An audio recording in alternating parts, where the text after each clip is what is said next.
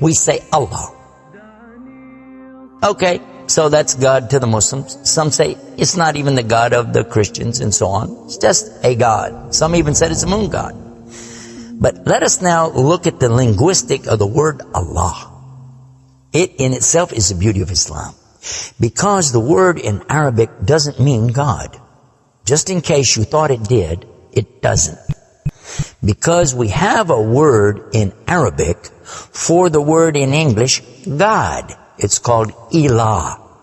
Ilah, God. God, Ilah. That's the word. But when we speak about the one and only God, the one that's to be worshipped, the God of Adam, the God of Abraham, and the God of Moses, God of Jesus Christ, peace be upon him, and the God of Muhammad, peace be upon him, we're talking about essentially the only God that's worthy to be worshipped. No other God. Now, what would be the proof for this? I realize that we have a lot of detractors who will say, no, it's not true, I don't believe it. Let's get a proof from the English translation of the Bible. That's a good place to start. Around the earth, there are many hotels and motels. And almost every one of them that you go to, there's a drawer beside the bed that when you open it up, you'll find a book in there and you'll take it out. Now, what is that book? And you already know the answer. It's the Bible. It's the Gideon publication of the King James Version of the Bible. The Gideons are very proud of it because they've translated it into so many languages. If you'll turn a few pages right in the beginning, you'll find examples of the translation to Chinese and Korean and into Urdu, the language of Pakistan. You'll find it into Tamil. You'll find it translated into Afrikaans language, which happens to be the first. And the second language translated to is Arabiya, Arabic. And there is an example of each one of these languages from the verse in the Gospel of John, chapter 3, verse 16. And you know it very well. For God so loved the world. That's how it begins. And if you look in the Arabic language, the example that they gave in that Bible, it says Allah. Allah. That's what it says. For Allah so loved the world. So if it's not the same God, then why? All over the entire earth, everywhere I go, I find this exact same word being used in the Bible of the Christians.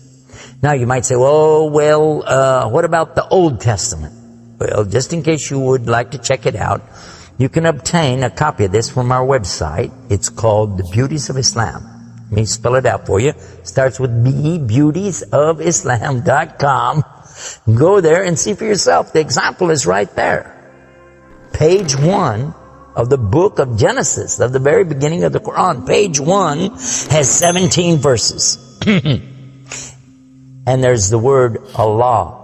Alif, Lam, Lam, Ha. 17 times.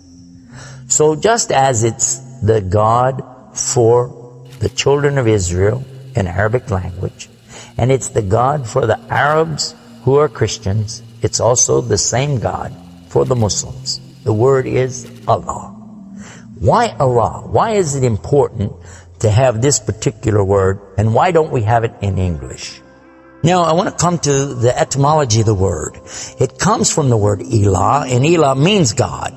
But God is defined as what? Anything that's worshipped, whether it be something you can see or you don't see, something you can touch or not touch, something that you can hear or not hear. A God could be anything. A God could be a rock, a stick, a stone, a bone. A God could be something that you could make with your hands. A God can be something you could use your imagination for. It could be a human being. A God could be anything. G-O-D, God, could be anything. But there is no word in English for Allah. So when you translate the word Allah to be God, you've actually diminished the meaning of Allah. That's why whenever you translate the Bible from English to Arabic, you need to use the word Allah instead of God with a big G, which now gives us a clue to the problem. In the English language, they only have one word, God. Little G-O-D. It means something worshipped. It could be idols, images, pictures, statues. It could be human beings. It could be anything. This is God's. Little G-O-D-S. But when you mean the God, you have to capitalize the G. You have to make a big G. Now, what happens if you're going to start the sentence with the word God? You have to make a big G anyway, don't you? So you wouldn't know if it was God, big God, or God, a little God, just any old God. You wouldn't know. Also, whenever you're speaking to someone, they can't see the letters. So when you say God, which God? What God are you talking about? In Arabic, though, it's clear. When you say Ilah, okay, he's talking about a God. And Allah is an Ilah. But he's also Al-Ilah, the only Ilah. And when you say Allah, this firms it up. And there's no doubt in anybody's mind that you're talking about the one and only God. The word Allah in the Arabic language cannot be made plural. There can't be more than one. Okay, that perfectly fits the unique God of the believers, because there's not more than one. He's only one. There's no God beside God. Second point is this: it can't be made female or male. There's no gender to the word. In Arabic, all the words have gender. All words have gender. But this particular word is only having gender because of the Arabic language, not because Allah has gender. I'll give you an example. It always says like Allahu. This means Allah, He is. But when we say He, it's out of respect for Allah, because Allah is without gender, because He's not like His creation. Not male, not female. Additionally, we find that the examples in Quran, for instance, when Allah is talking about Himself, you'll find it says Nahnu. Nahnu means we. And Allah refers to Himself as Nahnu. He also says khalaqna. He says khalaqna. What does that mean?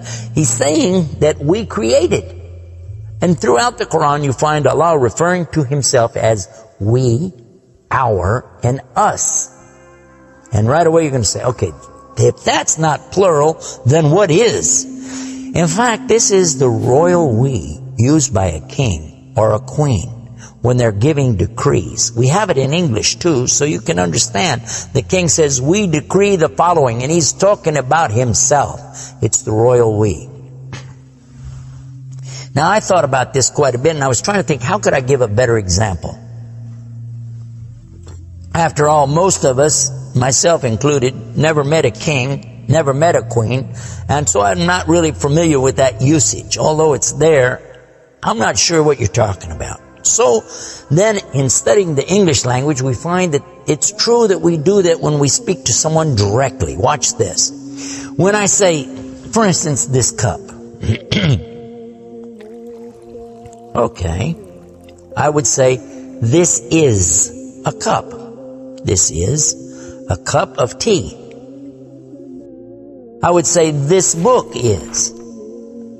I would say, those artifacts are. Those are. This is. These are. So I'm saying is and are. Did you catch this now? These things are. This is. Now when I speak to a human being, how do I do this? Well, I will say, you guys. All of you are. All of you are. A-R-E. But when I speak to somebody directly, do I say you is or you are? I will say you are. Why? Simply because this is the respect, honor, and dignity that I'm giving. There's no plural there. When I say to you, you are my friend. You are a lovely person. But why am I saying are? Why aren't I saying is? You is my friend. You is a lovely person. You'll say, man, this guy doesn't know English language.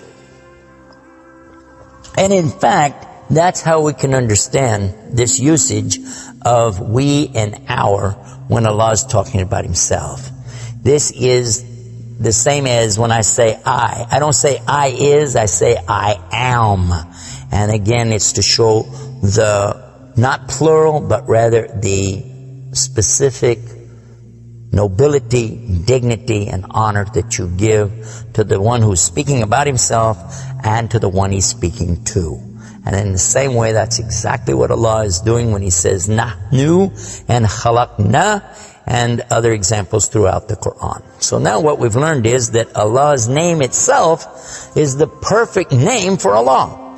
It is something that is so fantastic to describe who He is and who He isn't. The one and only God. There is none other like Him, nothing like unto Him, Allah, and at the same time, the dignity, the royalty, the honor that's due Him is contained in His name.